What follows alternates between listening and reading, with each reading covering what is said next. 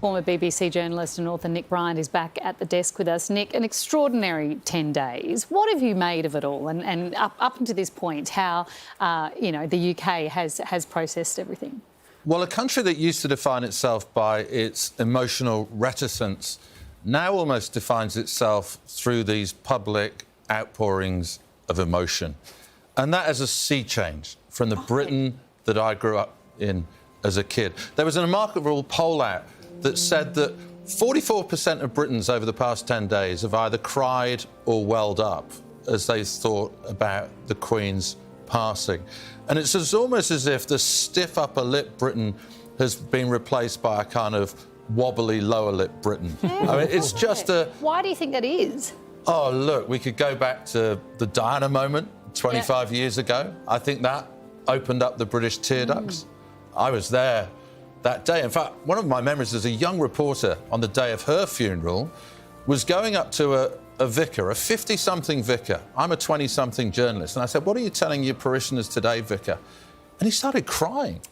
And I had to console a 50-year-old vicar. And it spoke of this extraordinary sort of emotional response to Diana. And I think that really sort of opened up the tear floodgates. And I think ever since then, Britain has become a much more emotional country.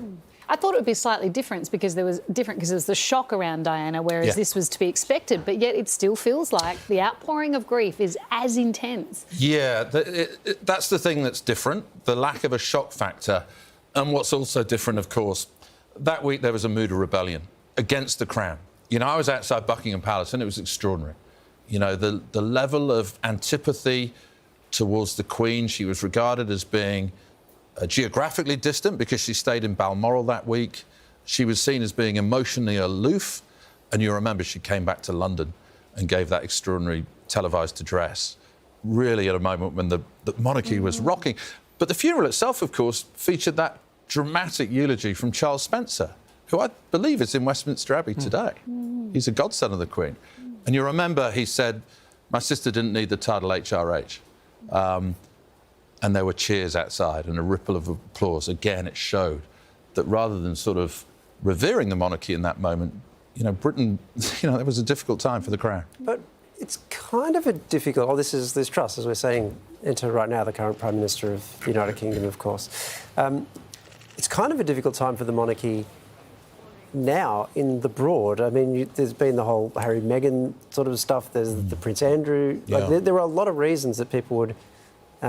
be going off the monarchy. And yet this has shown that perhaps that hasn't happened, or that perhaps there's something very special about her that means it hasn't happened. What have you got from it's that? definitely a devotion to her, I think, isn't it? Because a lot of people around the world have been waiting for this moment. People who were Elizabethan Republicans, you know, people who respected her and didn't agitate for a republic while she was alive, who are now altering that timetable. You know, in Jamaica, you've got it. In Antigua, you've got it. Already those countries are moving towards becoming a republic. And then there's a question of what happens to the United Kingdom as well. I mean, a lot of pillars are wobbling right now. You know, Britain's had 4 prime ministers in the last 6 years. That's even more than Australia. You followed us, though. Like, we were the originals in that. You've got a situation in Scotland where the Scottish Nationalist Party is in power. Nicola Sturgeon, who's there. You know, they want to have independence. In Northern Ireland right now, Sinn Féin is the dominant party. Now, they are the political heirs of the IRA, the paramilitaries who killed Lord Mountbatten. You know, but who spoke very warmly of the Queen. Exactly. This extraordinary... That was perhaps the most politically stunning moment of the last 10 days, when Prince Charles went over to Northern Ireland, and because Sinn Féin were in charge, they were leading the kind of ceremonial aspects of it. And it, you know, for somebody who covered the Troubles as I did, I mean, that was just an out-of-body experience to watch that. But it speaks of this difficult moment for the United Kingdom. Can Charles contribute to keeping it united in the same way that his mother did? And I think the answer to that, manifestly, is no. He just doesn't have her unifying. She was the unifier in chief. But could he be, though? I mean, he hasn't been king yet. We don't really know what kind of king he'll be. Why do you seem so confident that that's too big a task for him? I'm not saying that Britain will break up. because of Charles. I think there are a lot of historical forces that are going to be unleashed over this period. It's almost like he's going to be a sort of King Canute-like figure. You know, King Canute took his courtiers to the ocean, not to show that he could turn back the waters, it was to show that he was powerless to turn back the waters. Often that story gets confused. And, you know, I think Charles might find himself in that situation right now. There are big historical forces at work. You know, Brexit has made Britain incredibly polarised. That was always a project of English nationalism. It's annoyed the Scots, it's annoyed a lot of people in Northern Ireland. And it's going to be difficult for him to have that same unifying role as his mother. So the nation comes together now. In fact, the world is watching this moment. What does all of the ceremony and the pageantry do, given that you see her as the glue?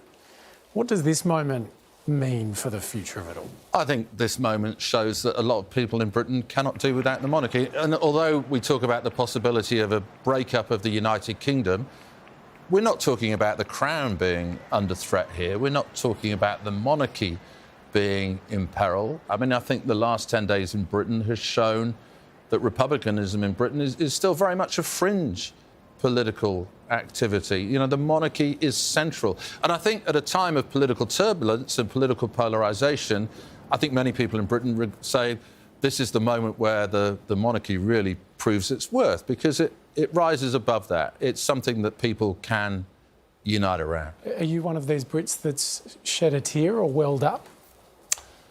It's interesting to be... I haven't lived in Britain for more than 20 years, actually. And it's interesting to watch the emotional response of Britain, because it shows in many ways so much of what I love about my homeland. I look at that queue. I mean, in the old days, we'd have looked at people who queued up for 24 hours as being royal fanatics, but now it's totally mainstream. And you look at those people who sort of got on well and wanted to watch the funeral together, and you look at the friendships, and you look at the kind of the modern face of Britain that it shows, because it's been a very multicultural queue as well. And, you know, I love that aspect of Britain. But... Jacinda Ardern arriving there as well. World Justin leaders. Trudeau just before. Yeah. You're sounding distinctly homesick, Nick. I like that it was a queue that made you homesick. That was great. Well, I think the Brits do three things brilliantly, don't they? We're world beaters at pageantry. We do sacred choral music fantastically well, as we'll hear over the next hour.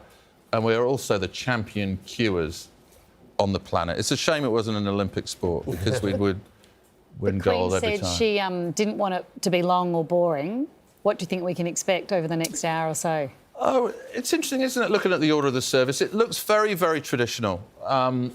You know, there won't be eulogies from members of the family. There won't be those kind of speeches. I always love a funeral where you shed a few tears and you have a bit of a laugh as well, as you remember some of the sort of whimsical aspects of the personality. We're not going to be getting that. Just arriving there as well. So it won't be emotional, but it'll be a very... It's very formal, isn't it? And very Book of Common Prayer, very traditional. You know, just 2 Bible readings, hymns obviously that are dear to the late Queen's heart, but not those kind of personal remembrances, those eulogies that can often make a funeral just so special. It's nice to know she played a part, though, saying she wanted Corinthians, I think she said, and she picked one of the hymns that she wanted as well, to be able to have a piece of her there, you know, what she wanted, her wishes granted. Yeah, music that played at her wedding, yeah. Yeah.